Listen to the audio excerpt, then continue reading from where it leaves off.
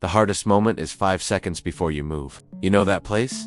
The cursor blinks on an empty page. The phone feels 10 pounds heavier when you need to make an apology. The shoes stare at you from the floor at 5:04 a.m., and it's winter dark outside. We pretend hard things are about strength, but most of the time, it's timing. It's what happens in those 5 seconds before you decide who you are. I used to think motivation was a weather system, something you wait for. But talk to Una, doctors and firefighters and ultrarunners, and you hear a different story. They don't wait for motivation, they build a switch. There's a little-known trick psychologists have studied for years called implementation intentions. That sounds clinical, but it's simple. If X happens, I do why not. I'll try to work out, but when my alarm rings, I put both feet on the floor and drink a glass of water. That micro-commitment, rehearsed in your mind, quietly doubles your odds of moving. Not because it's magical, because it removes debate, and debate is where courage goes to die.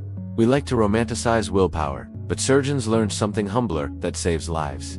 Checklists. Atal Gawande wrote about this. Precision beats passion when it matters. You force the first step.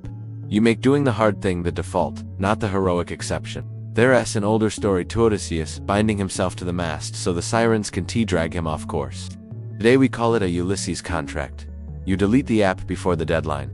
You set a blocker that emails your friend if you break your own rules. You add friction where you're weak and remove it where you want to move. This is not a lack of discipline, it's designing a path so your future self doesn't have to wrestle your present one in public. And there's the strange part. Motivation often shows up after you start, not before. C.O. Lore says you're only at 40% when you think you're done. Whether or not that number is exact, there's truth in it. The first inch is the heaviest. After that, the gradient changes. But maybe you've tried all this, and still, the phone was never dialed. The page stayed blank. Here's something harder. Maybe your brain is not lazy, it's protective. It keeps you from the hard thing because it thinks the hard thing is a threat. Psychologists call it all kinds of names, but you know the feeling. If I try, I might fail. If I don't try, I can keep the idea perfect in my head. So you talk to the fear in a new language. I'm not writing a chapter, you tell it. I'm writing one messy sentence. I'm not running 5 miles. I'm stepping outside and locking the door behind me. 5 seconds. Countdown. Move at 1. Real world. A programmer I spoke to wrote one ugly commit every morning before coffee. He told me it changed everything. Not because the commit was good, but because he became someone who shipped. A nurse in a busy ICU taped a single line above the break room sink. When the code blue sounds, breathe once. A breath isn't a solution, it's a bridge. But a bridge at the right moment is everything. We are not machines, we are stories.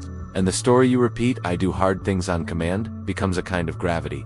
You prove it in small acts until the identity holds. So here's the quiet, unglamorous formula. Decide ahead of time. Make the first move unspectacular. Build rails so your future self doesn't need to be a hero. When you feel the thunder of panic, shrink the target to 5 seconds of courage, and let motion give birth to motivation. The twist is that people who seem disciplined are often just architects. They reduce choices, they schedule friction, they make it easier to be who they want to be than who they used to be. That's not cheating.